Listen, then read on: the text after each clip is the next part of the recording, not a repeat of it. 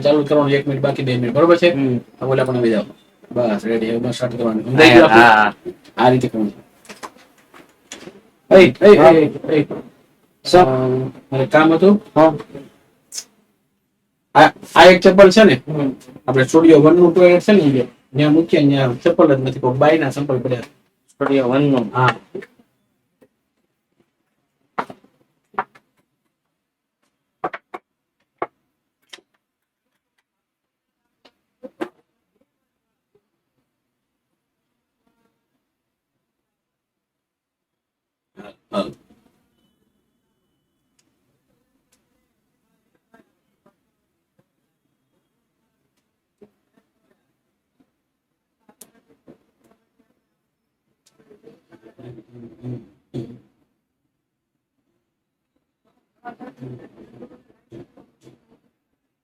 Ram વાળાના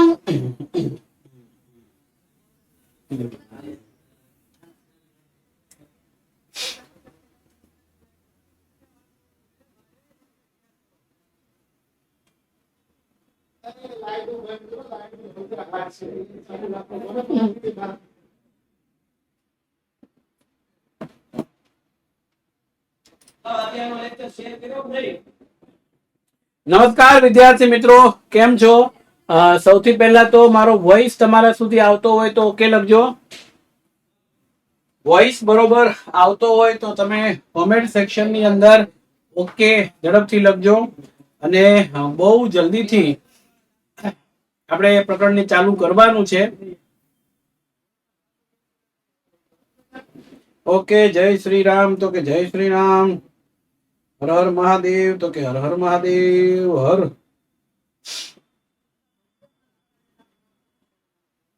okay જય દ્વારકાધીશ જય ભારત માતા જય જય ગરી ગુજરાત આવી ગયા બધા તો ધીમે ધીમે બધા આવતા જાવ અને કામ કરતા જાવ એટલે આપણે છે એ કામ ઝડપથી વધારી શકીએ માટેનો પ્રયત્ન કરીએ બરોબર છે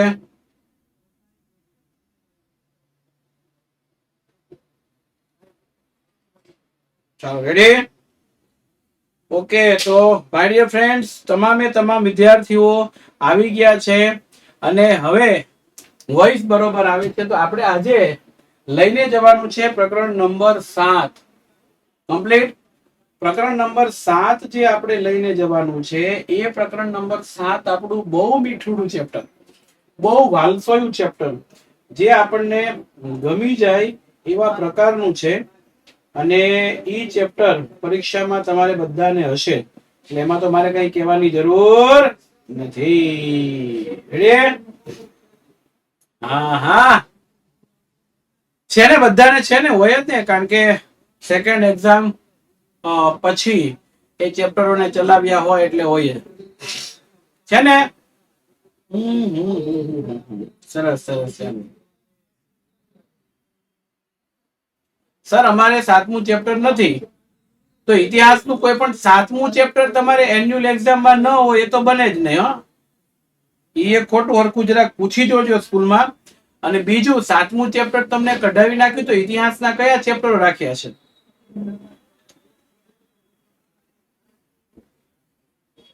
તો રાખ્યા છે કયા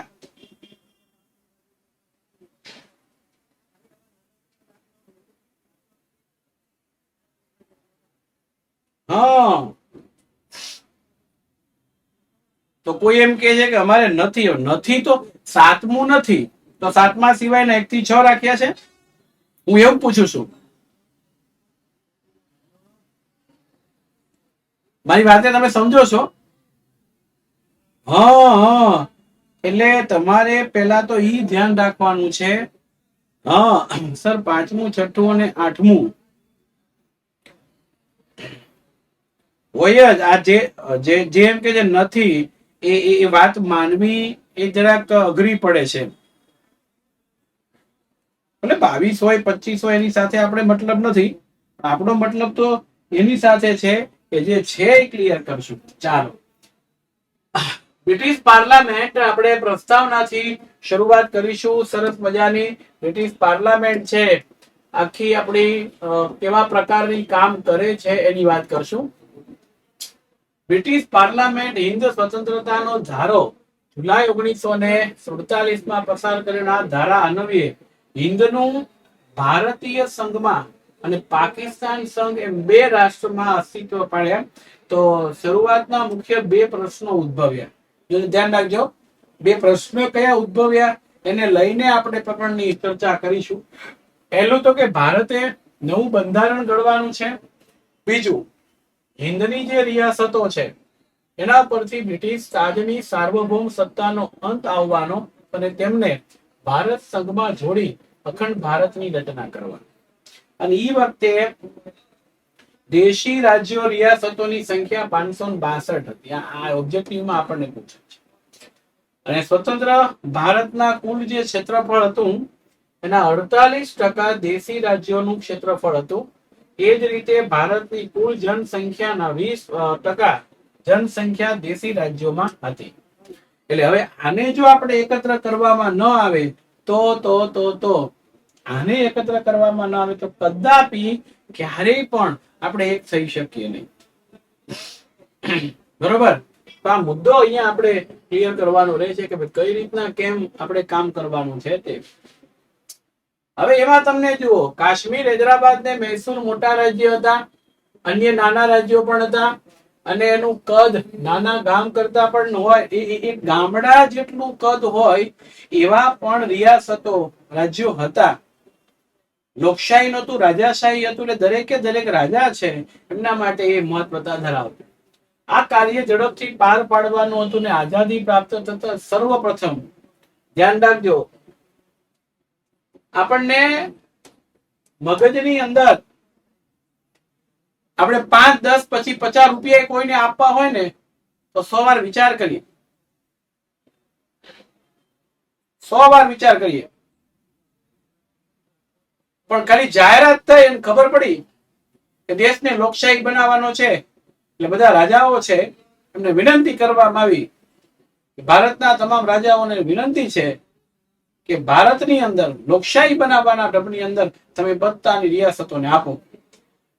એક વીર પુરુષ સૌથી પહેલા ઉભા થઈ ગયા. ગુજરાત રાજ્યનું નામ જેને દુનિયાની અંદર ડંકો બગાડી દીધું, પહેલું રજવાડું છે ને આખું આપી દીધું, એ મહારાજા કૃષ્ણકુમારસિંહજી છે.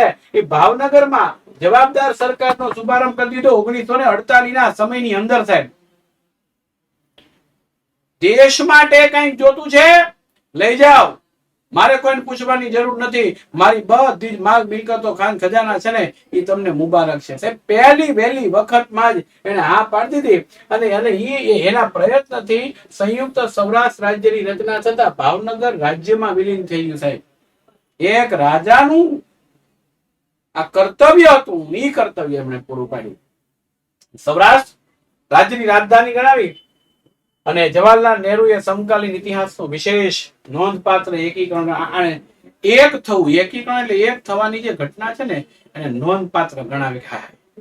આવી ઘટના ચોય નહીં કે આ પહેલી વહેલી એવી ઘટના બની કે જેમાં એને મહત્વ આપ્યું. સ્વતંત્રતા મેળવ્યા બાદ તત્કાલીન નાયબ વડાપ્રધાન અને ગૃહપ્રધાન સરદાર પટેલ એમણે દેશી રાજાઓને અપીલ કરી કે તેમના શાસન હેઠળની જે પ્રજા છે એ ભારતીય સંઘના હિતમાં તેઓ પોતાના રાજ્યની સ્વેચ્છાએ ભારતીય સંઘમાં જોડાવાની સંમતિ આપે. અને તેમણે રાજાઓમાં દેશભક્તિ જાગૃત કરી. વ્યવહારુ બુદ્ધિથી તેમણે લગભગ બધા દેશોને વિલીન, અહીંયા વિલીન થવું એટલે ભેગું, તો વિલીનીકરણ એટલે એનો મીનિંગ થાય એકત્ર થવું. તે રાજા રજવાડા એક મજબૂત, અખંડ અને સમૃદ્ધ ભારતનો પાયો નાખવામાં પોતાનો સહકાર આપે એમ એને જણાવ્યું. અને તેમના હકો અને હિતોના રક્ષણની પણ સરદાર પટેલે ખાતરી આપી. અને સરદાર પટેલ અને તેમના સચિવ વીપી મેનન સહાયથી જોડાણ ખત અને જૈસે थे કરાર મુસદ્દો તૈયાર થયો. મુસદ્દો એટલે આખી ચોક્કસ પ્રકારની પ્રક્રિયા તૈયાર થઈ અને તેને સંબંધિત પ્રધાનો અને રાજાઓના સંયુક્ત સમિતિએ એમને આખરી સ્વરૂપ આપવામાં આવ્યું છે. અને હવે તમે જો રાજાઓએ આ મુસદ્દો છે એ તૈયાર કર્યો, નિયમો બનાવ્યા, આમ કરવાનું છે, રાજાને શું લાભ થશે, રાજાની જવાબદારી કોની છે, લોકશાહી કઈ રીતના આવશે, ઈ તૈયાર થયો અને બધાને સંતોષ થયો.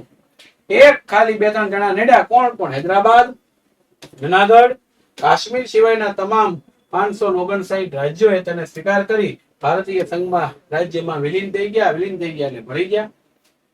અને એવા વખતે ભાઈ હૈદરાબાદને ભારતીય સંઘમાં જોડાણ કરવાનું હતું સાહેબ.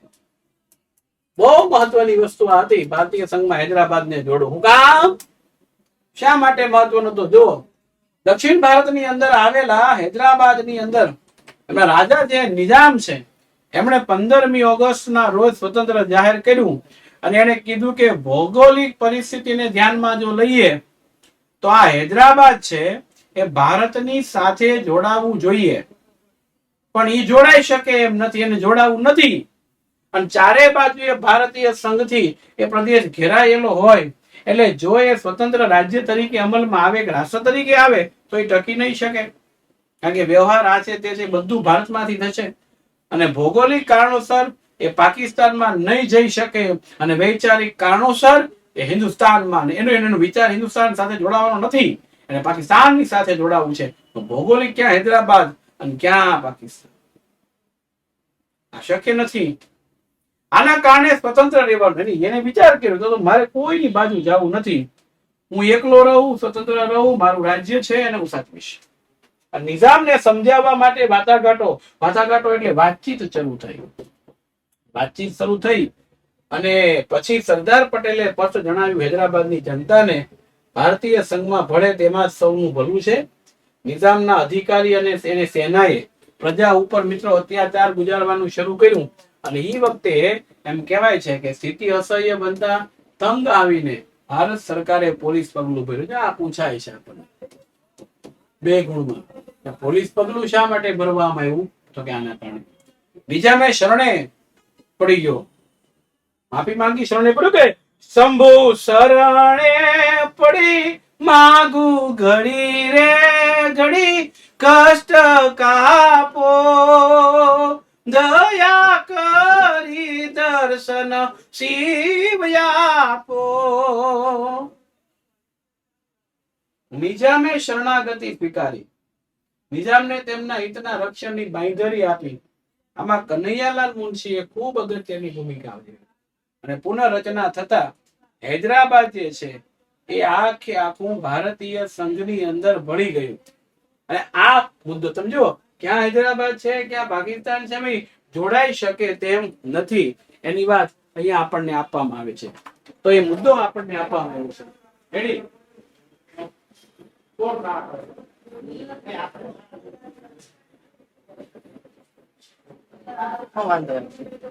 અહીંયા શરૂમાં કોઈ કા જો આવડી નાખ્યું કોકનામાં શરૂ છે એટલે કરે એ છે ઈ નથી. પેજ બાજુ વાળું છે, બાજુ વાળું પેજ હોય ઈ લેવાનું. ક્રોમ ઓકે થઈ ગયું. Nice voice. ઓકે ગમ્યું? ઓકે કઈ નહીં, ચાલો શરૂ થઈ ગયું. સ્ક્રીન ફરી ગઈ હતી, તમે પેલું લખો ને આવતું નહોતું એટલે બોલાવે મેં કોણ કરે છે, હું તો કઈ કરતો નથી, અચાનક ફરી ગઈ. હા નેતી નેતી જાવેદ વહે છે મારું ચિતડું ત્યાં જાવા ચાહે છે તું મારા મોં. બહુ સરસ મજાનું ગીત છે. એને હે અગડ બમ ડાક વાગે ડમરું નાચે સદા શિવ આગે બેરું. અગડ બમ ડાક વાગે ડમરું નાચે સદા શિવ આગે બેરું. ભાંગ વાવી ભોળાનાથ નિદેશે ગુણેશ એ પાર્વતીજી પાણી વાળી છૂટા મેલા કેસ. યગડ બમ ડાક વાગે ડમરું. હે ચાલો, તો અહીંયા હૈદરાબાદ છે, અહીંયા પાકિસ્તાન છે, આ અહીંથી આમ જોડાઈ શકે તેમ નથી, એટલે ત્યાં પ્રક્રિયા પૂરી થઈ ગઈ. બીજો જુનાગઢ ની વાત છે, 3 ગુણની અંદર લઈ લઈએ. જુનાગઢ ને જુનાગઢ સૌરાષ્ટ્ર ની અંદર આવેલું છે અને એના નવાબ એને પાકિસ્તાન સાથે જોડાણ માંગતા હતા અને જોડાણ ખત ઉપર પાકિસ્તાનને લખી આપી દીધું અને પાકિસ્તાને મંજૂરી આપી, કઈ વાંધો વહી આવો. અને ઈ વખતે જુનાગઢના નાગરિકોએ સ્વતંત્ર થવા માટે આરસી હુકુમતની સ્થાપના કરી અને સૌરાષ્ટ્રના લગભગ બધા જ રાજ્યો અને લોકોએ નવાબના પાકિસ્તાન સાથેના જોડાણખતનો વિરોધ કર્યો કે નવાબને સમજાવ્યા કે આવું ન બને. ભૂગોળને તો જુઓ, ક્યાં પાકિસ્તાન ને ક્યાં જુનાગઢ ભેગું ન થાય. અમારે રહેવું છે તો ભારતીય પરિસ્થિતિ સાથે. અને શાસકો, નવાબના શાસકોએ જુનાગઢ રાજ્યની રૈયતને ત્રાસ આપવા. રૈયતનો મિનિંગ થાય પ્રજા, લોકો. અને માંગરોળ અને માણાવદરે ભારતમાં જોડાવાની ઈચ્છા જાહેર કરતા રક્ષણ માટે ગોઠવાયેલા ભારતીય સૈન્યો અને નૌકાદળે જુનાગઢ મરફતે ઘેરો ઘેરી લીધા. અને જુનાગઢના નવાબને ખબર પડી ત્યારથી પાકિસ્તાન જતો રહ્યો નવાબ, અને ભારત અને જુનાગઢનો કબજો લઈ લીધો. ભારતે જુનાગઢનો કબજો લીધો અને લોકમત લેવાયો અને પ્રચંડ બહુમતી છે એ ભારતની અંદર જોડાવા માટેની મળીને ત્યારે જુનાગઢ છે એને ભારતીય સંઘની અંદર જોતરી દેવામાં આવ્યું છે. કેવો ઇતિહાસ, કેવું પરિસ્થિતિ આપણને આપી. પૃથ્વી ઉપરનું સ્વર્ગ ગણાતું કાશ્મીર, કાશ્મીરના મહારાજા હરિસિંહ ડોંગરા એ વિચારે છે કે ભારત સાથેના જોડાણ ખત ઉપર એને સહી નહોતી કરી અને એ દરમિયાન કાશ્મીર ઉપર જોડાણ ખત ઉપર સહી નહીં કરી અને કાશ્મીર પાકિસ્તાનમાં જોડાઈ જાય એવું એને કીધું.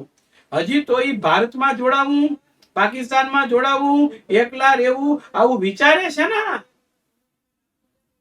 આવું વિચાર્યું છે ને ત્યાં તો પાકિસ્તાને એના ઉપર હુમલો કર્યો, યુદ્ધ શરૂ કરી દીધું અને તરત જ શરણાગતિ સ્વીકારી મહારાજા હરિસિંહ ડોગરાએ અને ભારતીય લશ્કરને તરત સરદાર પટેલે કીધું કે ત્યાં જાઓ.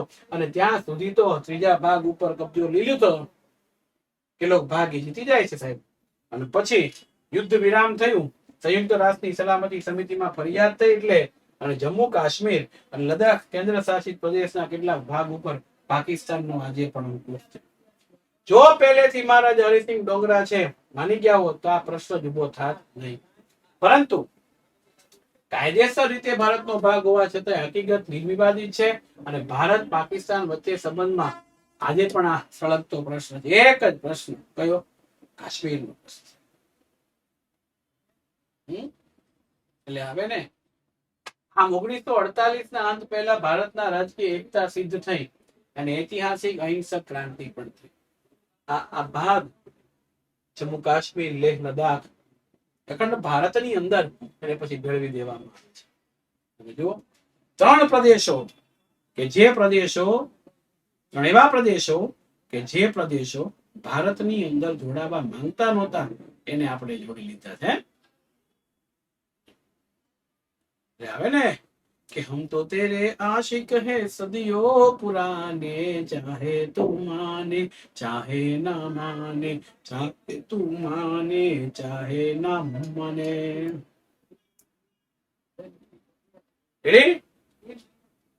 આ મુદ્દો અહીંયા આપણને આપવામાં આવ્યો છે. બહુ સરસ મજાનો મુદ્દો છે અને મહત્વનો મુદ્દો છે. ચાલો થોડા આગળ આપણે જઈશું એટલે ખ્યાલ આવશે. ભાઈ ફ્રેન્ચ અને પોર્ટુગીઝોના હસ્તોમાં ભારતનું જોડાણ થયું. ભાઈ ફ્રેન્ચના હાથમાં અને પોર્ટુગીઝ પ્રજાના હાથમાં જે ભારતીય પ્રદેશો હતા 26 જાન્યુઆરી 1950 એની વાત કરે તો દેશી રાજ્યોનું ભારતીય સંઘમાં જોડાણ થઈ શક્યું. પણ યુરોપનું સામ્રાજ્યવાદને કારણે રહ્યા થયા એવા પ્રદેશો ફ્રેન્ચ ને પોર્ટુગીઝની પાસે હતા. તો ફ્રાન્સના લોકો પોર્ટુગલ પ્રજાની સરકાર એના તાબામાં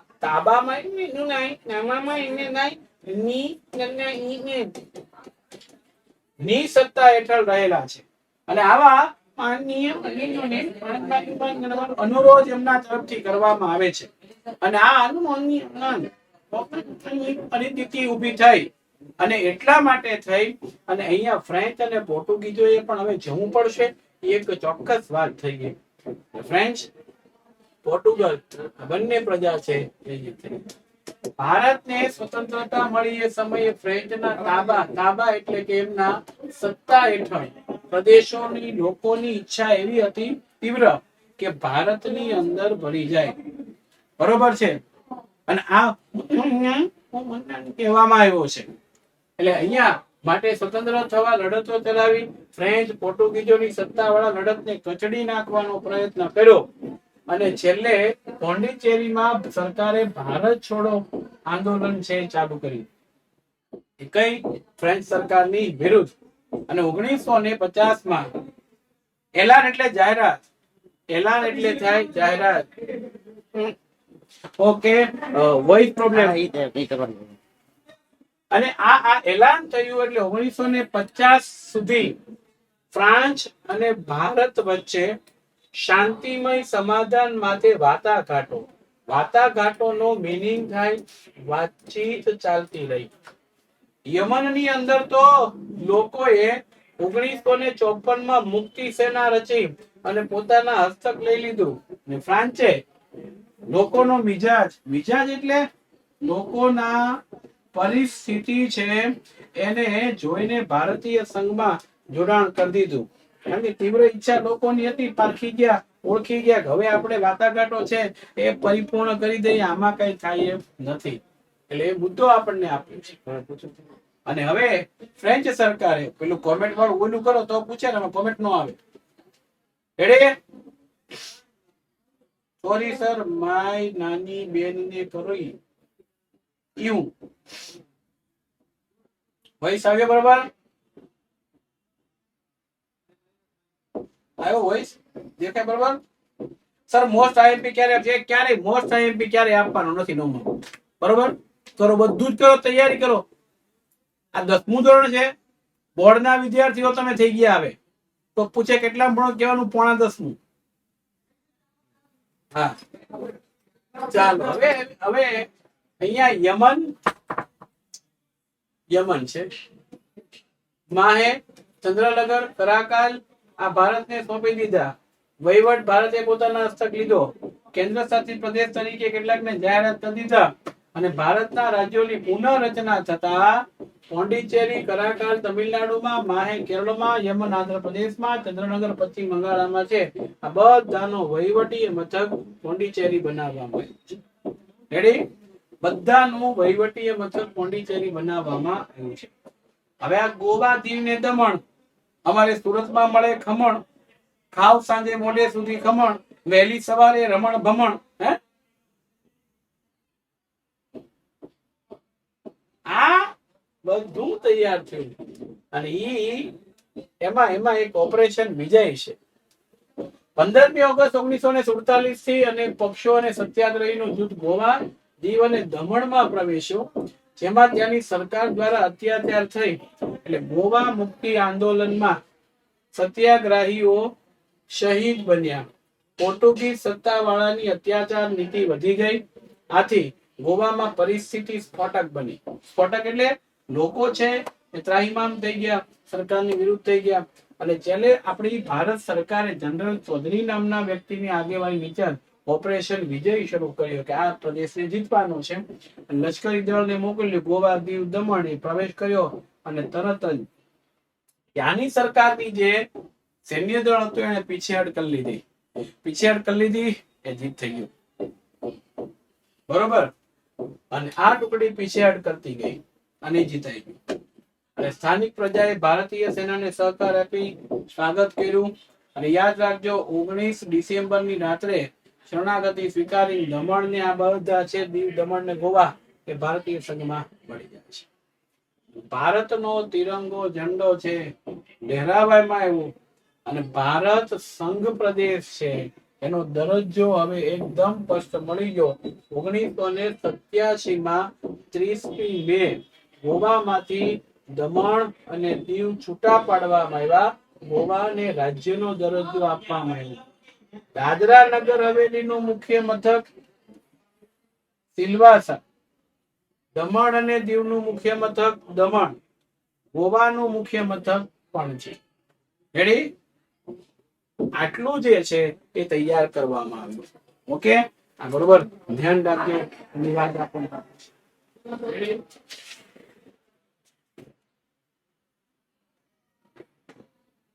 ઓકે. હા. અને હવે આપણે ઓબ્જેક્ટિવ પ્રશ્નોમાં એ પૂછ્યા નવા રાજ્ય છે, આ નહીં પૂછાય. અ, બ, ક, ડ એવું કઈ પૂછાશે નહીં. હા, યાદ રાખવાનું. આ કેન્ચો જો આ ઓબ્જેક્ટિવ ની અંદર આપણને પૂછાય. બરોબર? ઈ આપણે તૈયાર કરવાનું. નવા રાજ્યોની રચનાની સમજૂતી આપો. નવા રાજ્યની રચનાની સમજૂતી તો અ બ ક ડ આ નહીં, બરોબર? એટલે ટેન્શન નહીં લેવા. ભારતમાં રાજ્ય બંધારણનો અમલ 1950 ની અંદર થયો હતો. બંધારણની વાત કરે છે. 4 પ્રકારના રાજ્ય હતા, અ બ ક ડ. પણ કેટલીક જગ્યાએ ભાષાના આધારે રાજ્યની માંગણી થઈ એટલે સંસદમાં રાજ્ય પુનઃરચના પંચ એક કમિટી બનાવી કે ભાઈ ફરીથી રાજ્યની રચના કરશું. એમાં સર્વોચ્ચ અદાલતના પૂર્વ ન્યાયમૂર્તિ ફઝલ અલી ચેરમેન એટલે મુખ્ય બન્યા વડા. બીજા 2 સભ્ય હૃદયનાથ કુંજરુ અને કે એમ પનિકરની નિમણૂક થઈ. રાજ્ય પુનઃરચના પંચે સમગ્ર દેશના વિવિધ પ્રજાકીય અભિપ્રાયો લીધા, એમના મંતવ્ય જાણ્યા, રજૂઆતો જાણી, મુલાકાતો કરી, પત્ર વ્યવહાર દ્વારા પ્રજાના સૂચનો પ્રાપ્ત કરીને પંચે ભલામણ કરી અને મુંબઈ દ્વિભાષી રાજ્ય રચાયું. જેમાં મહારાષ્ટ્ર હતું, મરાઠી ભાષા, ગુજરાત અને સૌરાષ્ટ્રમાં ગુજરાતી ભાષા બોલતા પ્રદેશો હતા. એની રાજધાની મુંબઈ હોય એવા નિર્ણય લેવામાં આવ્યો અને બધી ભલામણોની સાથે ખરડો લોકસભામાં ગયો. રાજ્યસભામાં મંજૂર થતા રાષ્ટ્રપતિની સંમતિથી 1956 આ ધારો અમલમાં આવ્યો. બરોબર છે? તો આ મુદ્દો અહીંયા આપણને આપવામાં આવે છે. અ બ ક ડ હતા એ નાબૂદ થઈ ગયા. બરોબર? તો 14 બીજા રાજ્ય રચાતા. આંધ્રપ્રદેશ, આસામ, ઓરિસ્સા, કર્ણાટક, કેરળ, ઉત્તર પ્રદેશ, જમ્મુ કાશ્મીર, પશ્ચિમ બંગાળ, પંજાબ, મદ્રાસ, બિહાર, મધ્યપ્રદેશ, મુંબઈ, રાજસ્થાન, આ 5 સંઘ પ્રદેશો રચાયા. દિલ્હી, હિમાચલ પ્રદેશ, મણિપુર, ત્રિપુરા, લક્ષદ્વીપ ટાપુઓ હતા. છેવટે કેન્દ્ર સરકારે મુંબઈ પુનઃરચના ધારો 1960 રચના કરવાની ફરજ પડી અને ઈ ફરજ થતા 1960 25 એપ્રિલ તારીખે માન્યતા મળી. હવે જુઓ, મહારાષ્ટ્ર રાજ્ય કે જેની મુખ્ય રાજધાની તરીકે મુંબઈ હતું, એમાં ગુજરાત સૌરાષ્ટ્રના પ્રાંતો હતા. તો મહારાષ્ટ્ર રાજ્યની રાજધાની મુંબઈ નક્કી થઈ અને આ ગ્રીન કલર યાદ રાખજો. ગુજરાતનું, સૌરાષ્ટ્ર અને કચ્છ સહિતનું નવું રાજ્ય 1 મે 1960 ની અંદર બન્યું. તેથી 1 મે 1960 નો દિવસ 1 મે ગુજરાતનો સ્થાપના દિન તરીકે ઉજવાય છે. આ ધ્યાન રાખજો. અને 7 સિસ્ટર આ green colour. Assam, Meghalaya, Manipur, Tripura, Arunachal Pradesh, Mizoram, Nagaland. 7 sister 7 બહેનો તરીકે ઓળખાતા રાજ્યોની રચના થઈ. મોટા રાજ્યમાંથી નાના અલગ રાજ્યો રચવાની માંગણી સતત ચાલુ રહી અને છેવટે ઈસવીસન 2000 બિહારમાંથી ઝારખંડ છૂટું પડ્યું, મધ્યપ્રદેશમાંથી છત્તીસગઢ, ઉત્તર પ્રદેશમાંથી ઉત્તરાખંડ, એવા 3 રાજ્યોની રચના થઈ. 2014 છેલ્લે આંધ્રપ્રદેશમાંથી તેલંગાણાની રાજ્યની તરીકેની રચના થઈ. હવે સરકારે આ રાજ્યને અલગ કર્યા પછી નિર્ણય લીધો કે આમને આમ જો રાજ્યના ભાગલા પાડતા રહીશું તો નાના 562 રજવાડાઓ જે ભેગા કર્યા છે એવા જ પાછા થઈ જશે. તો રાષ્ટ્ર અખંડ નહીં રહે. એટલે હવે માંગણી તો ચાલુ છે. એમાં મહારાષ્ટ્રમાંથી વિદર્ભ રાજ્યની માંગણીની છે ચાલુ, પણ એની માંગણી ક્યારે પૂરી થાય એ બધી સરકારે મક્કમતાથી ના પાડી. એટલે આ બધા રાજ્યો, એટલે 28 રાજ્યો, દિલ્હી 29 અને 7 સંસદીય કેન્દ્ર. પાઠ્યપુસ્તક લખાયું ત્યારે આ પ્રકારની પરિસ્થિતિ હતી. આપણે એક્ઝામમાં પૂછાય તો આ પરિસ્થિતિ લખાય. પ્રદેશવાદની સમજૂતી. પ્રદેશવાદ એ શું છે? જે પ્રદેશની અંદર બીજો અવાજ બહુ આવતો હોય તો કોમેન્ટ બોક્સમાં લખો કે સર બીજો અવાજ બહુ આવે છે, એટલે હું આગળ થોડુંક ત્યાં જઈને કહું કે ભાઈ શું છે. બરોબર? હા, તમે લખો નહીં ત્યાં સુધી મને ખબર ના પડે ત્યાં સુધી હું કહું નહીં. ઓકે, હવે છે બીજો અવાજ નહીં આવતો. હા, બરોબર છે. ભાવિનભાઈ બંધ કરજો, બહુ અવાજ આવે. ચાલો, નહીં આવે અવાજ બીજો. ભાવિન સર હતા એટલે મેં કીધું ભાવિનભાઈ દરવાજો બંધ કરી દો. આ બધા આવ જાવ કરતા હોય ને તો દરવાજો આમ બંધ ન કરે. ખોલીને જતા રહે. બીજો પેલા બોલતા તો હોય ને બિચારા અંદર કોલિંગ ડિપાર્ટમેન્ટના સભ્યો છે, 15-17 જણા બેસીને કામ કરતા હોય તો બોલે તો ખરા ને. હા, ચાલો. પ્રદેશવાદ છે. આ પ્રદેશવાદ ક્યાંથી આવે છે? વિવિધતામાં એકતા ધરાવતો દેશ, એમાં અનેક ભાષા, વિવિધ ધર્મ, જાતિ, જ્ઞાતિ, સંસ્કૃતિ ધરાવે. આવી વિવિધતા ભાગ્યે જ જોવા મળતી હશે. અને આ લાંબા સમયથી લોકો છે આ લડત આપતા, એટલે પોતાનાપણાની લાગણી હતી. એટલે પછી તો ભાષાના આધારે, ધર્મના આધારે, રીત રિવાજો, જીવનશૈલી, ઐતિહાસિક પરંપરા સાથે એકબીજાની સાથે આ મળતા હોવાથી, એક જ વિસ્તારમાં રહેતા હોય એટલે એ બધાની વચ્ચે આત્મીયતા થઈ ગઈ. એક સ્વાભાવિક વસ્તુ આપણે ગણાવી શકીએ કે તમારે બધાની વચ્ચે આત્મીયતા થઈ છે. પણ ક્યાંક સાંસ્કૃતિક વિકાસ વધ્યો, ક્યાંક વિકાસ ઘટ્યો. બરોબર છે. 23.30 ઉત્તર અક્ષર એટલે ભાઈ પાઠ્યપુસ્તક ની અંદર સ્પષ્ટતાથી આપ્યું છે. નકશામાં જોઈ લો યાર. આટલી તસ્તી નથી લેતો તો 10મા ધોરણમાં તમે કરશો શું? હાલમાં કેટલા છે નહીં, આ ગયા છે જે ચોપડીમાં એટલું આવડે ને તોય બસ છે. હાલનું રેવા દો, હાલનું રેવા દો.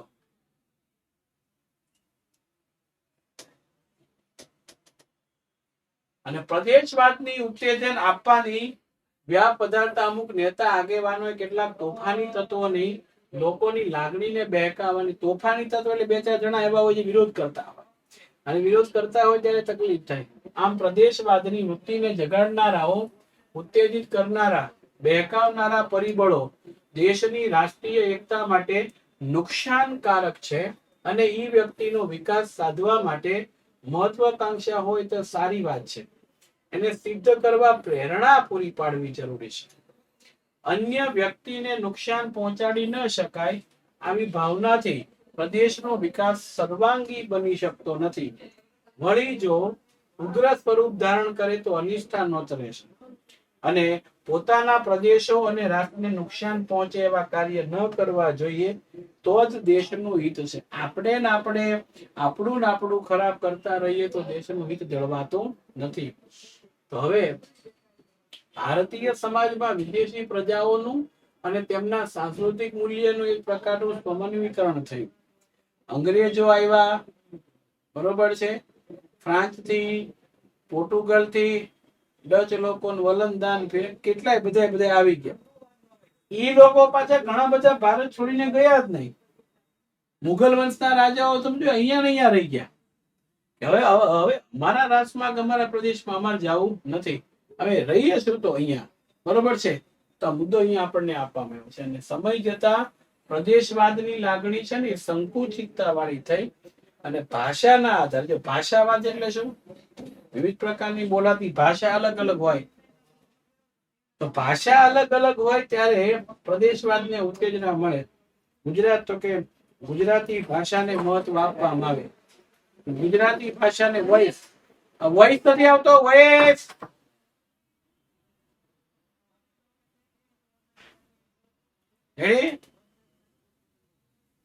આવે છે ને.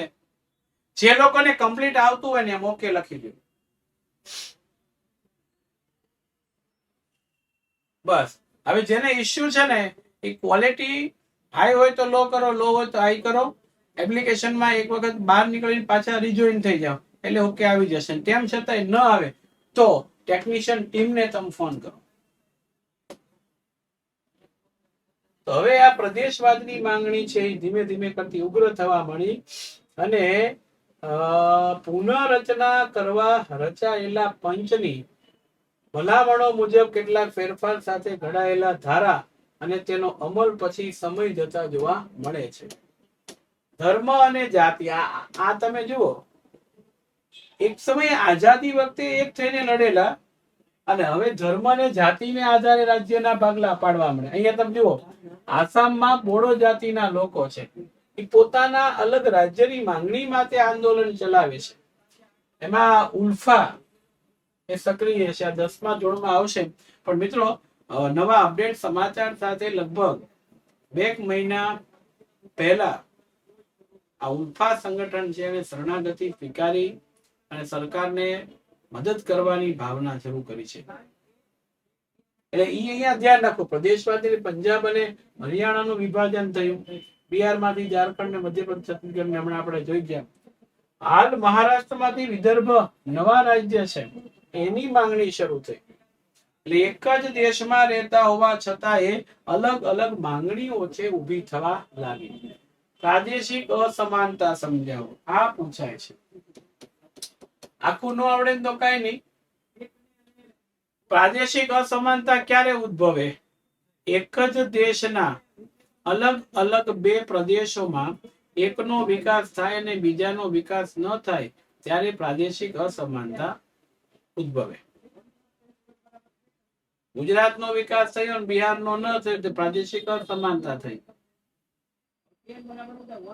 ગુજરાતમાં તમે જુઓ, દક્ષિણ ગુજરાતનો વિકાસ થયો અને સૌરાષ્ટ્રનો કચ્છનો વિકાસ ન થયો તો એ પ્રાદેશિક અસમાનતા ઉદ્ભવે. એટલે આ અસમાનતા છે એ પ્રદેશવાદ ઉપરથી આવે છે. એટલે આમ વિકસિત, મધ્યમ વિકસિત અને અલ્પ વિકસિત રાજ્યો જોવા મળ્યા.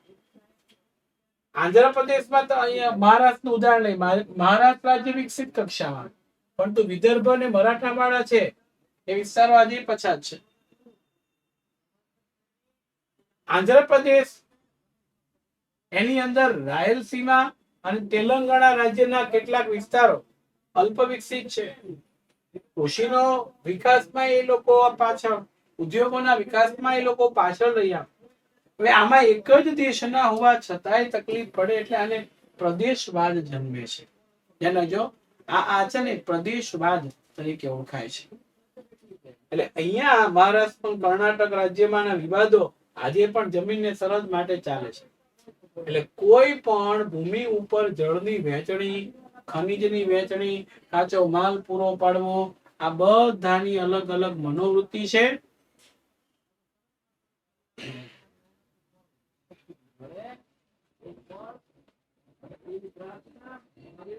હવે હવે હવે ધ્યાન રાખજો, આ પ્રદેશવાદ કે પ્રાદેશિક સંકુચિતતા એ ભાવના નજીકના સ્વાર્થ મહત્વાકાંક્ષાને લીધે એ નુકસાન પહોંચે છે.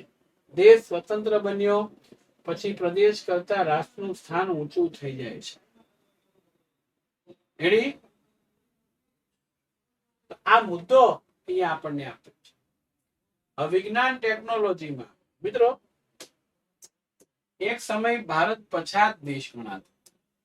અંગ્રેજો ભારતમાં આવ્યા ત્યારે વિકસિત હતો, સોને કી ચિડિયા કહેવાતો, પછી ખબર નહીં આ લોકો બધું લઈને જતા રહ્યા ને એટલે આપણે હેરાન થતા ગયા.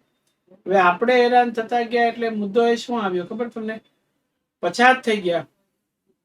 સંકુચિતતાનો મીનિંગ થાય એના પૂરતું સીમિત. હું એમ કહું કે ભાઈ મને આવક થાય એવું મારે કરવું છે, બીજાને જે થવું થાય તો મારું મગજ સંકુચિતતા કહેવાય. બીજાને નુકસાન થાય તો ભલે, બરોબર છે.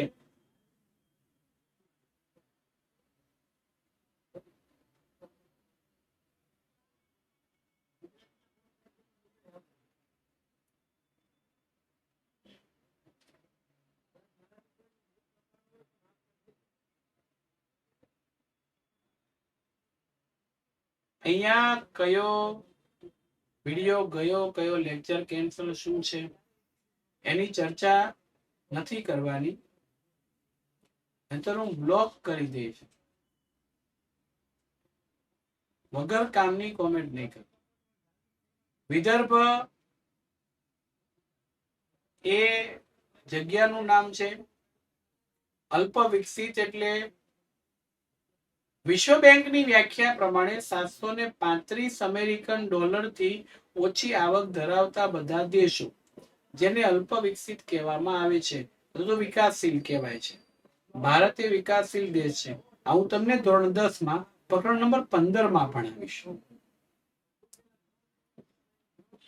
હવે મર્યાદિત અને અલ્પ સાધનો ભારત પાસે હતા. જોજો, સાક્ષરતાનું પ્રમાણ ઓછું, પરિપ્રેક્ષ એટલે ટેકનોલોજી ઓછી, વિજ્ઞાન ટેકનોલોજીમાં નોંધપાત્ર ગણત, સ્વતંત્ર જેવું થઈ ગયું. એટલે ભારતનું નેતૃત્વ કરનાર મહાનુભાવો વિવિધ વૈજ્ઞાનિકો ડોક્ટર હોમી ભાભા, રાજા રામમોહન રાય છે, ડોક્ટર વિક્રમ સારાભાઈ છે, સીવી રામન, આ ઇજનેરી ક્ષેત્રમાં sir Visvesvaraya Pitroda, doctor APJ Abdul Kalam, ભારતના રાષ્ટ્રપતિ, મેટ્રો રેલવે પ્રોજેક્ટ જેના હાથમાં છે એ ઈ શ્રીધરન, આવા અન્ય વૈજ્ઞાનિકો, એન્જિનિયરો, ટેકનોલોજી બહુ યોગદાન આપ્યું અને ખૂબ યોગદાન આપ્યું. એના કારણોસર આપણે આગળ વધ્યા. આ તમે જો ડોક્ટર જહાંગીર હોમી ભાભા છે, ડોક્ટર વિક્રમભાઈ સારાભાઈ, આ બધા વ્યક્તિઓએ ભેગા થઈને ઇન્ડિયન ઇન્સ્ટિટ્યૂટ ઓફ સાયન્સીસ અને ઇન્ડિયન ઇન્સ્ટિટ્યૂટ ઓફ ટેકનોલોજીની Indian Space Research Organisation ISRO physical research laboratory સહિતની સંસ્થા સ્થાપી અને ભારતીય આ વિકાસમાં મહિલાઓનું પણ એટલું જ નોંધપાત્ર યોગદાન રહ્યું છે. સીવી રમન છે કે જેને વિજ્ઞાન ટેકનોલોજીમાં આગળ વધ્યા છે, બરોબર છે. એમ વિશ્વેશ્વરૈયા છે, ડોક્ટર એપીજે અબ્દુલ કલામ છે, શ્યામ પિત્રોડા છે, આ મેટ્રો રેલ જેને મગજમાં છે શ્રીધરન, એ વ્યક્તિના તસવીરો તમને બતાવી છે. અને હવે એક વસ્તુ ધ્યાન રાખજો, માત્ર ને માત્ર પુરુષોની આજે મહિલા દિવસ છે એટલે એની પણ ચર્ચા કરીશું કે ભારતની આ મહિલાઓ છે ઈ મહિલાઓએ પણ આ ક્ષેત્રની અંદર આગળ વધાર્યું છે. ઓબ્જેક્ટિવ ક્વેશ્ચન ની અંદર પૂછાય છે આરબીઆઈ નું ફૂલ ફોર્મ ની શું જરૂર પડી ભાઈ તમારે? રિઝર્વ બેંક ઓફ ઇન્ડિયા, એની જરૂર શું પડી તમને? સર આ એક્ઝામમાં પૂછા છે. જો પ્રકરણ તો એક્ઝામમાં છે એટલે આપણે આવું યાદ રાખવું પડશે. પરીક્ષામાં ઓબ્જેક્ટિવમાં પૂછાય. જો મેં લખી દીધું, જાનકી અમ્માએ વનસ્પતિમાં સંશોધન કર્યું, અસીમા ચેટર્જી રસાયણશાસ્ત્ર કેમિસ્ટ્રી કહેવાય, ડોક્ટર ઇન્દિરા આહુજા તબીબી ક્ષેત્ર, તબીબી એટલે ડોક્ટરી સારવાર ક્ષેત્રે, શકુંતલા દેવી ગણિત શાસ્ત્રમાં, માનવ સંગણના, કલ્પના ચાવલા અવકાશ ક્ષેત્રે, સુનિતા વિલિયમ્સ અવકાશ ક્ષેત્રે. રેડી? હવે અહીંયા ધ્યાન રાખો, આ જાનકી અમ્મા છે એની વાત છે, અસીમા આ કલ્પના ચાવલા છે એની વાત કરી છે. 2003 ના સમયની અંદર નાસાનું જે સ્પેસ છે એ આકાશની અંદર 7 વૈજ્ઞાનિકોને લઈ અને ઉડે છે. પણ જ્યારે કોલંબિયાથી થોડુંક દૂર હતું, જ્યારે પરત આવતા હતા ત્યારે હજી પૃથ્વીની ધરતીમાં, પૃથ્વીના વાતાવરણમાં એ પ્રવેશ કરે અને કોલંબિયા સેન્ટર જ્યાં ઉતરવાનું હતું ત્યારે કલ્પના ચાવલા સહિતના 7 વૈજ્ઞાનિકો છે એના મૃત્યુ થયા, કારણ કે આ યાન છે એ સળગી ગયું. અવકાશયાન સળગી જવાના કારણોસર એવા રહેલા બધા સભ્યો છે, 7 સભ્યો મર્યા ગયા હતા. એમાંના એક કલ્પના ચાવલા છે. 2003 ની આ ઘટના છે અને સુનિતા વિલિયમ્સ છે, મૂળ ભારતીય પણ ત્યાં રહે છે અને પોતે અવકાશી સંશોધનમાં કામ કરે છે, બરોબર છે. અને આ મૂળ વ્યક્તિઓ છે જે અહીંયા કામ કરે છે.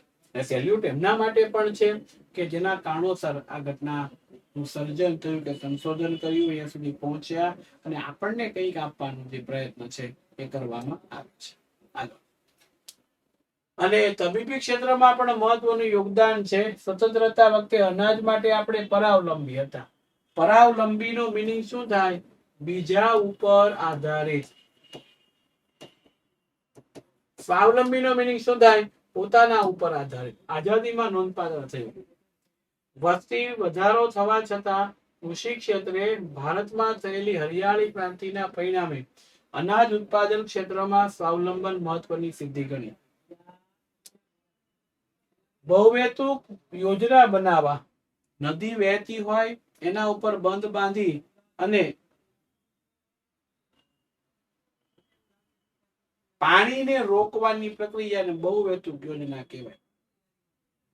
નર્મદા નદી ઉપર સરદાર સરોવર યોજના થઈ, તે જળાશયો એટલે નવા તળાવો ગળાવવામાં આવ્યા, નહેરો બનાવવામાં આવી, જળ સંચયન, કૃષિ વૈજ્ઞાનિક ક્ષેત્રે આપણે આગળ વધ્યા. કૃષિ યુનિવર્સિટી આપણે ત્યાં તો નવસારી ખાતે, બરોબર છે, દાંતીવાડા ખાતે કૃષિ યુનિવર્સિટી, કે સારો ખેડૂત કેમ બને એ માટેની પ્રક્રિયા છે.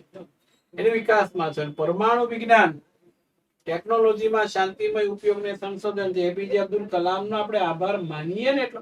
મિસાઇલ મેન તરીકે એને એમને નથી ઓળખતા, દુનિયાની નીંદર એને હરામ કરી નાખી. ભાભા પરમાણુ સંશોધન ક્ષેત્રે ઉપરાંત વૈજ્ઞાનિકો, એન્જિનિયરો, ટેકનિશિયનોને સંયુક્ત પુરુષાર્થ વડે બાંધવામાં આવેલા પરમાણુ મથકો દ્વારા ઉર્જાની માંગને પહોંચી શક્યા અને રાજસ્થાનના પોખરણમાં 2 વખત કરવામાં આવેલા અણુ ધડાકાની નોંધ સમગ્ર વિશ્વએ લીધી. જ્યારે રાષ્ટ્રપતિ એપીજે અબ્દુલ કલામની વાત છે, બરોબર, પોખરણની અંદર 1.5 કિલોટન એટમ બોમ્બ, 4.5 કિલોટન હાઇડ્રોજન બોમ્બ, 0.2 કિલોટન સબ કિલોટન ડિવાઇસ, અને ભારત દુનિયાની 6ઠી પરમાણુ તાકાત ઈ વખતે બની ગયો. દુનિયાના બધા દેશો છે 11 મે અને 13 મે આ 2 ધડાકા કર્યા. નિષ્ફળતા મળી છતાંય સફળતા મેળવવા માટેના પ્રયત્ન છે એ એમના તરફથી થયા અને આખા વિશ્વના ન્યૂઝપેપરો છાપાની અંદર થઈ ગયા. એક અણુ ધડાકો કર્યો ને એપીજે અબ્દુલ કલામને દુનિયા ઓળખતી થઈ ગઈ. અમેરિકાના રાષ્ટ્રપ્રમુખ જ્યોર્જ ડબલ્યુ બુશ વખતે હતા. કલામ જેવા સારા વ્યક્તિઓને એમણે આવકાર્યા, તમે નાસામાં કામ કરવા વયાવો. પણ ડોક્ટર એપીજે અબ્દુલ કલામ સાહેબે ના પાડી કે એ અમારી જરૂર નથી. તમારે જરૂર હોય તમે અહીંયા આવો, અમારે કઈ કોઈ જરૂર નથી. અને એ વખતે વડાપ્રધાન અટલ બિહારી વાજપેયી સાહેબ હતા, બરોબર. આગો તાળીઓના ગળાટથી બધું ઊંચી ઉઠ્યું કે આપણી પાસે પરમાણુ આવી ગયા છે. હવે દુનિયાની કોઈ તાકાત નથી કે આપણે આંખ ઊંચી કરીને આપણી સામે જોવે ને, જો આંખ ઊંચી કરીને ડોળા કાઢીને જોઈએ તો આપણે આંખો ખેંચી લઈશું. આ તાકાત એ ભારતની અંદર આવી ગઈ. આ પરમાણુ ધડાકા થયા એ વખતની તસવીરો લેવાડી હતી, ઓરિજિનલ તસવીર.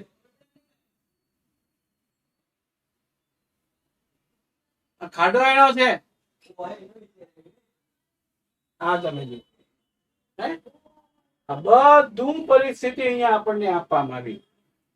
અને અવકાશી સંશોધન ક્ષેત્રે તમે જુઓ, આર્યભટ્ટ કૃત્રિમ ઉપગ્રહ 75 માં, ભાસ્કર 1979 માં, રોહિણી 1979 માં, PSLV polar satellite launch vehicle, જેના ઉપરથી આપણે અવકાશમાં કોઈ સંશોધન કરવા માટે મોકલવાનું હોય, અવકાશી સંશોધન, તો એ વ્હીકલ જોઈએ, સ્ટેન્ડ જોઈએ, ત્યારે રોકેટો બધા લોન્ચ થાય. હો, આપણે તો ખાલી સાંભળીએ 10, 9, 5, બરોબર. એમાં કેટલાય લોકોની મહેનત હોય છે, બરોબર છે. તો આ બધું છે કમ્પ્લીટ છે તૈયાર, બરોબર. આ મુદ્દાઓ આપણને આપ્યા છે. આ બધા સરસ મજાના વ્હીકલો છે. હિરેનભાઈ હોય તો થોડુંક એના વિશે સમજાવે આપણને, એની વાત આપે છે. હિરેનભાઈ, હિરેનભાઈ,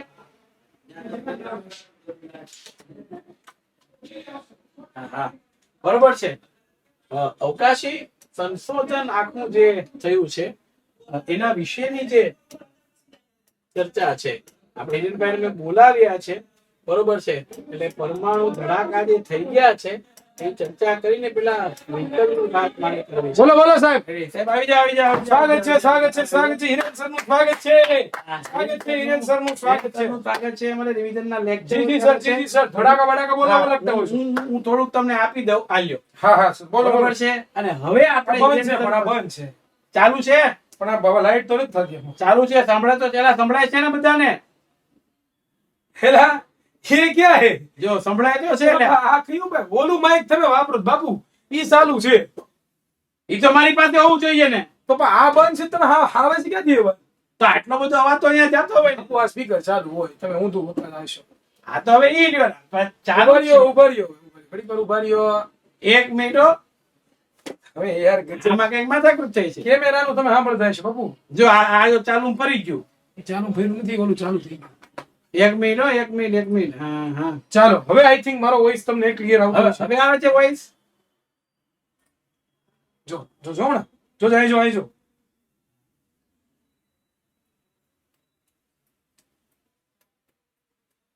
ये क्या હોય ये क्या हुई એ તો તમને ખબર હે, ક્યાં હુઈ કરો છો.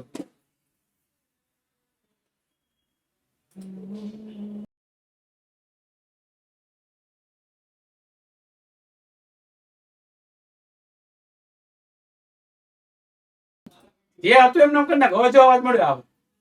હવે ચાલુ કર, બોલવાનું ચાલુ કર. ભલે આ લોકોને બોલાવા ઊંધું ઊંધું હાલે છે, બાબુ ઊંધું કઈ નહીં, હાલે તો છે ને. છોકરા આર્ય. ભણતા છે ને, આવાજ તો આ આવે માઈક જ બીજું નહીં. હાલે આ માઈક હાલતું બંધ છે ને અવાજ કેમ આવે છે માઈક બંધ છે ને અવાજ કેમ આવે છે ફટાફટ આ કે રફ આવે હલવા. આખો લેક્ચર આપણે આલ્યો. જી બોલો બોલો શું કામ શું હતી મને આ દુનિયાની અંદર 1998 11 જી. મે ના દિવસે પોખરણ રાજસ્થાનની અંદર પરમાણુ ધડાકા કર્યા અને ઈ પરમાણુ ધડાકાઓને કરી અને ભારતની છઠ્ઠી પરમાણુ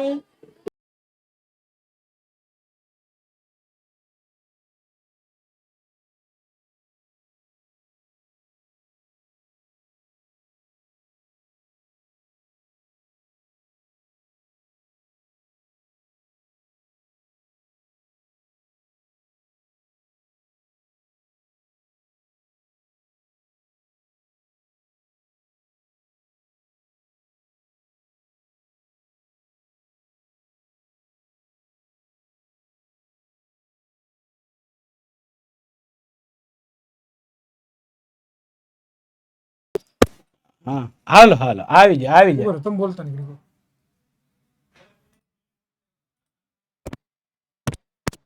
હવે કોમેન્ટ સેક્શનમાં આવી જાય ને ખબર પડી જાય છે. બસ આવી ગયો, રેડી.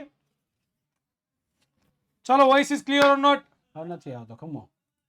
ડિફોલ્ટ માં નથી હાલો વોઇસ આવે છે ભાઈ વોઇસ આવે છે ફટાફટ હા હા વિદ્યાકુલમાં છે ઓકે ડન ચાલો હવે બોલો સાહેબ હવે Okay. મસ્ત અવાજ આવશે એટલે આ આખું જે આ ઘટના બની, તમે જુઓ.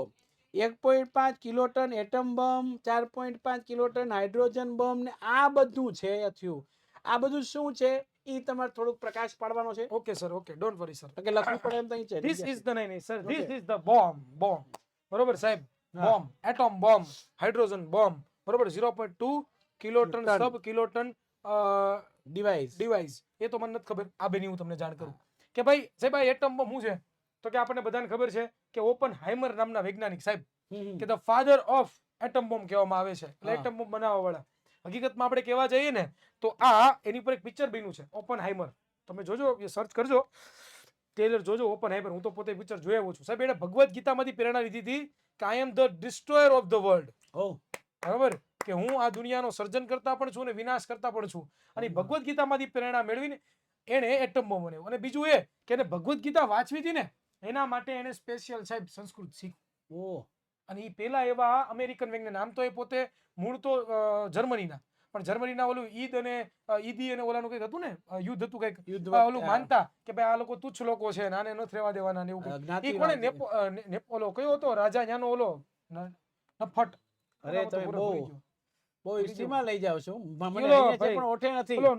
ઓલો આવડી નાની ટૂંકી મૂછ વાળો અહીંયા આવતો શું કહેવાય ને ભાઈ છોકરા તમને ખબર છે હિટલર હા હિટલર હમણાં બે દિવસ પહેલા જ ભણ્યા. હિટલર છે ને સાહેબ એને એવા લોકોને કે ભાઈ તુચ્છ લોકો છે આને કાઢો બહારની દેશ તો એ લોકો દેશની બહાર વહી ગયા હતા અને અમેરિકાને શરણાગતિ આપી અને ત્યાર પછી અમેરિકાના સાયન્ટિસ્ટ બેન એના માટે સ્પેશિયલ એક ગામ બનાવવામાં એવું એક વિલેજ બનાવવામાં એવું કે જ્યાં બધા ટોપ મોસ્ટ સાયન્ટિસ્ટો ભેગા થઈ અને એટમ બોમ્બ બનાવ્યો સાહેબ અને આ એટમ બોમ્બની સાથે સાથે બીજું બન્યું નવો બોમ્બ બનાવ્યો એ છે હાઇડ્રોજન બોમ્બ કે જેમાં હાઇડ્રોજનનો જ ઉપયોગ થાય છે બરોબર અને પાવરફુલ છે ને એટમ બોમ્બ કરતા પાવરફુલ હાઇડ્રોજન બોમ્બ છે હા, બરોબર પછી આવું છે. થોડુંક આગળ જઈશું એટલે માહિતી સાહેબ પાસેથી આપણને આ જે છે મળવાની માહિતી સાહેબ હકીકતમાં હા. જોવા જઈએ તો આપણા ભારતના તો એટમ બોમ્બ ને બોમ્બ બનાવવાળા આપણે પોખરણમાં ભારતમાં તો અલગ જ છે હા. હાલ આ ભારતની અંદર એટમ બોમ્બ બનાવવાળા પ્રથમ આપણને બધાને ખબર છે ઓલા સાહેબ ડોક્ટર હોમી ભાભા એ અણુ મથકના પિતા પણ કહેવામાં આવે છે હા, પછી આ એપીજે અબ્દુલ કલામની આગેવાની નીચે જે હા એ પરમાણુ પોખરણની થયું, અંદર થયું હતું. હા, જી જી એમાં આ જે છે આ બધા 200 સાહેબ કિલોટન. કિલો ટન એટલે શું? એક ટન એટલે 1000 ગ્રામ થાય યસ. બરોબર 1000 ગ્રામ 200 કિલો ટન બરોબર એને ગુણ્યા 200 કરી નાખો તમે એટલે તમને જે મળે એ જવાબ મળે બીજું બરોબર? ફ્યુઝન પરમાણુ ઉપકરણ ફ્યુઝન પરમાણુ ઉપકરણ એટલે કે ભાઈ એમાં સાહેબ ઈ પરમાણુ અને પરમાણુ હોય ને સાહેબ પરમાણુ એને તમે તોડો ને બરોબર પરમાણુને તમે તોડો ને સાહેબ તેમાંથી પુષ્કળ માત્રામાં ઉર્જા નીકળે હીરાનું અથવા તો બે પરમાણુ તમે જોડો ને તો એનામાંથી પુષ્કળ માત્ર મૂર્તિ આપણે નીકળે. ઉકાઈમાં તાપી નદીમાં છે સાહેબ, નહીં સૂર્ય છે, હા બસ એ જ એ પેલું હા હા તમે જ્યારે ચંદ્ર તમે સૂરજ ઉપર જાઓ ને, સૂરજ ક્યાંથી પ્રકાશ ઉત્પન્ન કરે? અહીંયા હળગતું છે કઈ? નહીં, ત્યાં છે ને બે હાઇડ્રોજન ભેગા થાય. શું થાય? બે હાઇડ્રોજન ભેગા થઈને હિલિયમ બનાવે. શું બનાવે? હિલિયમ. અને બે હાઇડ્રોજન જ્યારે ભેગા થાય ને ત્યારે એની અંદરથી પુષ્કળ માત્રામાં ઉર્જા નીકળે. અને એ ઉર્જા આપણે મેળવીએ છીએ. આખું આખું 11th and 12th સાયન્સ ની અંદર એટમ્સ એન્ડ મોલેક્યુલ્સ વાળા ચેપ્ટરમાં તમે બધા ભણવાના છો. ઓહો, એવું છે. આ પાછું વ્હાઈટ હાઉસ અને તાજમહેલ અને કોડ આપ્યા હતા એટલે દુનિયાને ખબર ન પડે. કારણ કે અમેરિકા એવી સ્થિતિ, અમેરિકા જોર્જ એવી બુશ સ્થિતિ, હા, રાષ્ટ્રપતિ ખાસ ઈ ઈચ્છતા હતા કે ભાઈ અમારી સિવાય બીજું કોઈ છે એ અણુ પરમાણુઓનું પરીક્ષણ ન કરે. અને એટલા માટે અમેરિકાના સેટેલાઇટો સતત ને સતત ફરતા હોય. એની ગેરહાજરીમાં એના માટે પોખરણ એક મૂવી બની ગયું સાહેબ આપણે બનાવેલું છે. હા, અને એની ગેરહાજરીમાં આપણે શું કર્યું? ઓકે, એ ટેસ્ટ કર્યો પોખરણ. એ આખું પેલું મોડ્યુલ રજૂ કર્યું ઈસરોમાં હા, કે આવા સેટેલાઇટ છે, આમાં આ ન આવે એ માટે કેટલા HD સેટેલાઇટ હતા, એને ધૂંધળા કરી દીધા. ખબર ન પડે, ધડાકો થયો, અહીંયા દિવસ, અમેરિકામાં રાત્રિનો સમય, અને એ વખતે રાષ્ટ્રપતિને ત્યાં ખબર પડી કે વડાપ્રધાન ભારતના એ સરસ મજાના અટલ બિહારી વાજપેયી સાહેબના નેતૃત્વ નીચે એપીજે અબ્દુલ કલામ અને નાસાને ટક્કર મારે એવી ઈસરોએ ધડાકો કરી દીધો છે. પરમાણુ મથક છે સાહેબ, પરમાણુ ઉર્જા લીધાના ધડાકા કરી દીધા, પરમાણુ બોમ્બ બનાવ્યા. અને તઈ એપીજે અબ્દુલ કલામ સાહેબ છે ને, એપીજે અબ્દુલ કલામ સાહેબ છે, એમને ન્યાથી ફોન આવ્યા હતા, કઈ ભાઈ આવો. કલામે ના પાડી. દુનિયાના શ્રેષ્ઠ શિક્ષક, શ્રેષ્ઠ નહીં પણ there is not, એના માટે કઈ કહી ન શકાય શબ્દ જ નથી. મરતા દમ સુધી પોતે વિદ્યાર્થીઓને ભાષણ આપતા હતા ને એટેક આવી ગયો સાહેબ. ઈ શિક્ષક છે. 100%. રાષ્ટ્રપતિની ચૂંટણીમાં સૌથી વધારે મત મળ્યા હોય ભારતના ઇતિહાસમાં ઈ પહેલા વેલા રાષ્ટ્રપતિ છે. મુસલમાન હોવા છતાં પણ કોઈ જાતનો ભેદભાવ નહીં. અને ઈ આવા વ્યક્તિત્વ જ્યાં સુધી ભારતમાં હોય અને આપણે એનામાંથી કંઈક પ્રેરણા લઈએ ને તો હિન્દુસ્તાનમાં બધા એક થઈને રહીને દુનિયાના દેશના બાપની તાકાત નથી ભારતને તોડી શકે. 100%. બહુ સ્પષ્ટતા 100%ની વાત છે. 100%ની વાત છે. બરોબર, કોઈની તાકાત. હા, આ એક વસ્તુ છે. અને છેલ્લે હું મારે જે તમને વાત કરવી છે, બહુ અઘરી વસ્તુ છે. આ રિયલ ફોટોગ્રાફ્સ ગોત્યો બહુ પોખરણનું જ્યારે ટેસ્ટિંગ કર્યું પછીની આ હા, photographs છે. ઈ પછીનો APJ અબ્દુલ ફોટોગ્રાફ કલામ. થયો છે. બરોબર One and છે. only the leader. પહેલી વખત નિષ્ફળતા મળી એટલે કલામને કીધું ટેન્શન નહીં લેતા, પૈસા આમ આપશું. આપણા ભારતની જનતા છે એ ના નથી પાડતી કે આવું કેમ કર્યું, નુકસાની ગઈ, હાલ કહો. અને કલામને જ્યારે અમેરિકાએ કીધું ને ત્યારે કીધું કે મારે તમારી કોઈ જરૂર નથી, તમારે જરૂરિયાત હોય તો વિન્ડ્સ ઓફ ફાયર તમે પુસ્તક વાંચો, એનું ભાઈ ગુજરાતી અગનપંખથી થયું છે. યસ, મેં વાંચ્યું, બહુ સોલિડ વસ્તુ. હા, યસ, અગનપંખ. અબ્દુલ કલામનું જીવન. અને 5 વર્ષ રાષ્ટ્રપતિ રહ્યા ને, દુનિયામાં ડંકો પાડજો એટલે તો ભારત હવે તો અવકાશી સંશોધનમાં એકલો, કોઈને ભીખ માંગતા રશિયા પાસે, જર્મની પાસે, ઈ બધા આપણી પાસે આવે છે. હવે ઈ મળ્યા આવવા. ઈ બધા આપણા જે સેટેલાઇટ, એના દેશોના સેટેલાઇટ છે, એ આપણે સસ્તા મોકલી દઈએ. એના માટે આ બધી કાવતરાઓ કરે. ચંદ્રયાન ને મંગળયાન ને ધક્કા મારીને મોકલી દીધા, 50% ઉર્જામાં પ્રોગ્રામ કરી દીધા ઠેઠ સુધી. ઈ આ તાકાત ધરાવે છે. ભારત મહાસત્તા બનશે પણ પૈસાના જોરથી નહીં, બુદ્ધિના જોરથી. ધ્યાન રાખજો. અને યાદ રાખજો, એમના જેટલા પણ દેશો છે, એમની જેટલી પણ સંસ્થાઓ ચાલે છે, એ બધાયના ટોપ મોસ્ટ ઉપર તો ઇન્ડિયન જ છે. ઇન્ડિયન બ્લડ જ છે. શું કામ? તો કે વી આર જુગાડિયન. આપણે જુગાડુ બહુ છીએ. આપણી પાસે કાંઈ ન હોય પણ આપણી પાસે મગજ એટલું છે ને કે એ લોકો પાસે છે જ નહીં. તમે ગૂગલ વાંચી લો, સુંદર પિચાઈ સાહેબ ટોપ પોસ્ટ ઉપર CEO, બરોબર. ત્યાર પછી તમે માઇક્રોસોફ્ટ જોઈ લો, એની અંદર પણ ઓલો ભાઈ CEO, આપણું નામ તો મને ભૂલાઈ ગયું છે એક્ઝેક્ટ એનું, એ પોતે. તમે લોકો આપણો બ્રિટિશ અંગ્રેજ ઉપર રાજ કરવા વાળા સાહેબ, આપણો ભારતીય રાષ્ટ્રપતિ ઋષિ, એમાં કીધું હતું કે Indians and dogs are not allowed in this. અને જ્યારે વડાપ્રધાન બન્યો ને, ન્યાનો તરત કૂતરો લઈને પોતે ગયા હતા. હો સાહેબ, કૂતરો લઈને ગયા અને ભારતીય પરંપરા મુજબ પૂજા વિધિ કરી અને સત્તાનું શાસન સંભાળ્યું સંસ્કૃત શ્લોકો સાથે. So this was the power of India. This is the power of India. એટલે આ વસ્તુ. અને હવે મારે તમને જે બતાવવું છે, આ બહુ સોલિડ વસ્તુ છે. આ કે Real ધડાકા photographs થયા of ને, yes. પરમાણુ બોમ્બ અને અને આખા દુનિયાએ- વિશ્વમાં ડંકો વાગી ગયો તો હે દુનિયાએ આ નોંધ સાહેબ, લીધી. સાહેબ આવી વાતો સાંભળીને આમ રૂવાડા ઊભા થઈ જાય અંદર જેમ થવા મળે કે નહીં આ ભારતે આ કરેલું છે એમ. પ્રકરણ ઇતિહાસના પ્રકરણો હું એટલું કહું, મારું તો ચાલતું નથી. બાકી અમેરિકા અને રશિયાના ઇતિહાસની જરૂર નથી. લોર્ડ્સ ઓફ ઇતિહાસ ભારતનો પડ્યો છે ને, એ ભણાવો ને તો આમ દેશભક્તિ જાગે, દેશ જ્વાળા જાગે એમ છે. જેટલી પણ વસ્તુ તમે હા. જોવો છો ને એ બધું ઇન્ડિયામાંથી જ ગયું છે હો. તમને એવું લાગે છે કે આ વસ્તુ અહીંથી એવી નહીં, બધું એટ ધી એન્ડ તમે જ્યારે એક લૂપ ને ફેરવો ને ત્યારે એન્ડમાં તો ઇન્ડિયા જ આવે છે. આ બધા ઉપગ્રહો છે. First Yes. ઉપગ્રહ ભાસ્કર, આ ભાસ્કર ઉપગ્રહ છે, આ રોહિણી છે અને સેકન્ડ અહીંયા બરોબર. Aryabhata, Yes, yes, yes. Bhaskar ને રોહિણી. રોહિણી. આ ફર્સ્ટ ત્રણ. આર્યભટ્ટ, પછી હમ. ભાસ્કર, પછી રોહિણી. પછી રોહિણી. હજી એક મસ્ત આપણા રોકેટો છે આ બધા. બધું આપણી પાસે છે. આપણી આ પાસે. તો 5 વર્ષ પહેલાની માહિતી વર્ષ. મારી પાસે છે. આ છે જીએસ સિલ્વી માર્ક 3 સાહેબ. આપણે ચંદ્રયાન 2 જેનાથી લોન્ચ કર્યું હતું એ છે. હા, જીએસ સિલ્વી. આમાં હજી વર્ઝન આગળ આવી સૌથી ગયું હોય. શક્તિમાં હમ. શક્તિમાશાળી સાહેબ આ રોકેટ છે. ધીસ ઇઝ ધ સૌથી શક્તિમાં શક્તિ. અને સૌથી વધારે સક્સેસફુલ મિશન કર્યા હોય ને તો આપણે આનાથી છે સાહેબ. હમ. પીએસએલવી સૌથી વધારે સક્સેસફુલ આનાથી. થિંકિંગ જ્યારે આપણા વિચારો બંધ થાય ને ત્યારે વૈજ્ઞાનિકોનો વિચારો છે ને એ શરૂ થાય. શરૂ. અને વિચારતા હોય ને તો એમ થાય ખાલું આ તો કેમ સાહેબ પોસિબલ મેં પોતે મારું નાનેથી સપનું એવું હતું. હું પાંચમું ભણતો ત્યારે મને સાહેબે પૂછ્યું હતું હિન્દીના શિક્ષકે કે તારે શું બનવું છે. ત્યારે મેં સમય છે ને સાહેબ તો હું વાત કરું. હા છે ત્યારે મને પૂછ્યું હતું તારે શું બનવું છે. ત્યારે મેં એક વસ્તુ કીધી મારે સાયન્ટિસ્ટ બનવું છે. બરોબર. પછી મને સરે પૂછ્યું તું સાયન્ટિસ્ટ નહીં બનીશ તો શું બનીશ. તો મેં કીધું શિક્ષક બનીશ.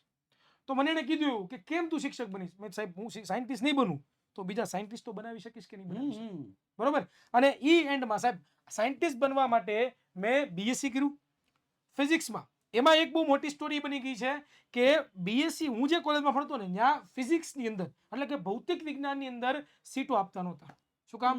તો કે સાયન્ટિસ્ટ બનવું અઘરું છે, એની પાછળ ઘણી બધી મહેનત કરવી પડે, એની પાસે એવા ફેકલ્ટી જોઈએ તો ત્યાં આપતા નહોતા. એના માટે મેં સાહેબ એક વર્ષ મેં જ્યાં કોલેજ કરી ત્યાંથી મેં કોલેજ મારી ચેન્જ કરી. બરોબર. એફિડેવિટ કરાવીને ઓલું આપણે એનઓસી લઈને નો ઓબ્જેક્શન ચેન્જ કરાવી કોલેજ. જ્યાં મને ફિઝિક્સ આપતા ત્યાં મેં ફિઝિક્સ કર્યું.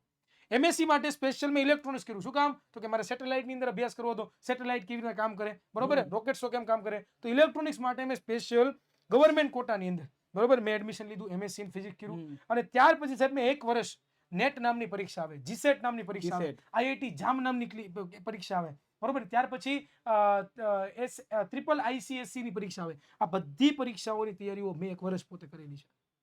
બરોબર. પણ કમનસીબે થોડાક એવા સંજોગોને કારણે, થોડાક એવા ઘરની પરિસ્થિતિઓને કારણે કે જે મારું સપનું સાકાર નથી કરી શક્યો. અને જે પછી મને સાહેબ યાદ આવે કે જે મેં કીધું હતું વાંધો નહીં મારું સપનું ભલે મેં સાકાર નથી કર્યું પણ આજે હું જેને ભણાવું છું તો ભવિષ્યમાં સાયન્ટિસ્ટ બનશે ને કે નહીં આ મારા ગુરુને કારણે.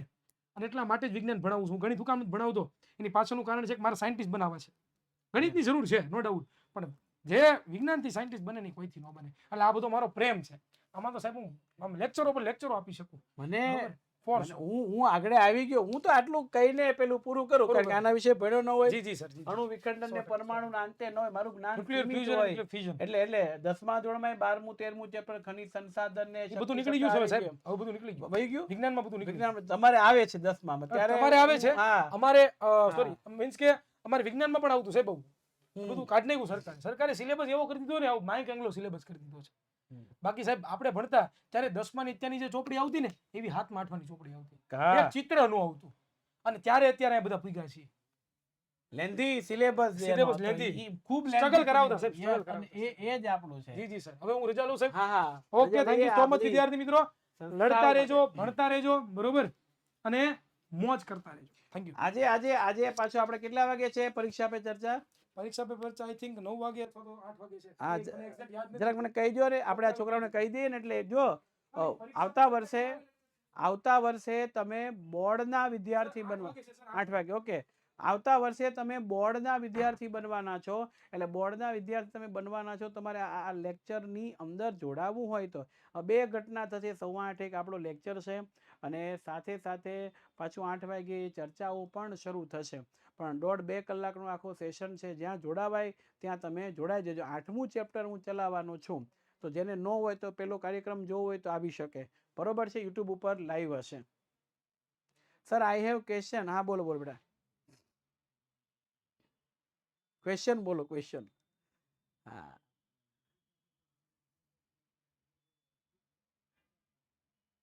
રેડી? ઓકે, થોડું આપણે લઈને પૂરું કરીએ. ઈસરોની મુખ્ય ભૂમિકા નોંધપાત્ર રહી. આ વૈજ્ઞાનિકો જે છે એ બધા બન્યા.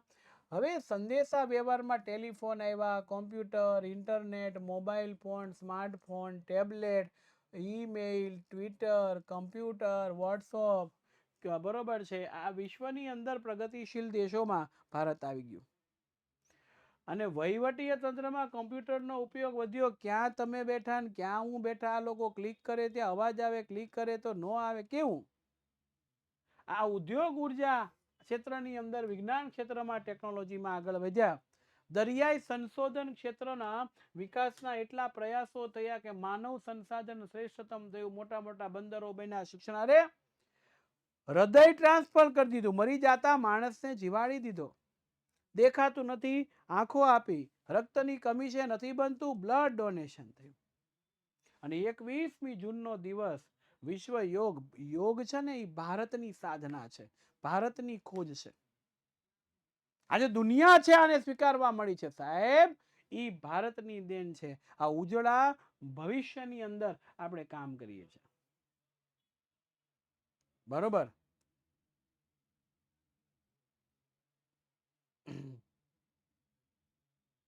રેડી? હા, એટલે અહીંયા આપણે આ મુદ્દો આપણને આપ્યો છે. અને હવે ગુડ બાય. આપણા મિત્ર છે તમારી સાથે આવી ગયા છે અને એને લઈને આપણે પાછા ભાગી જઈએ છીએ. એટલે આ થોડુંક લંબાણું, કારણ કે મને નોલેજ પ્રોપર એનું હતું નહીં, એટલે મને વિચાર આવ્યો કે ભાઈ મારે કોઈને બોલાવવા પડે. તો અત્યારે યુટ્યુબની અંદર એ બધા કામ કરતા હોય ને એમાં છે એ સાહેબ મને ધ્યાનમાં આવ્યા, બરોબર? પેલું કહેવત છે ને, કાંખમાં છોકરું ને ગામમાં ગોતવું, ઈ થયું. એટલે પછી મેં પણ યાદ આવ્યું એટલે આ થઈ ગયું, બરોબર? ચાલો, ફરીથી આપણે 8:15 વાગે મળવાના છે. ત્યાં સુધી રજા આપશો. જય હિન્દ, જય ભારત, જય જય ગરી ગુજરાત. આવજો, આવજો. Bye-bye, bye-bye, bye-bye.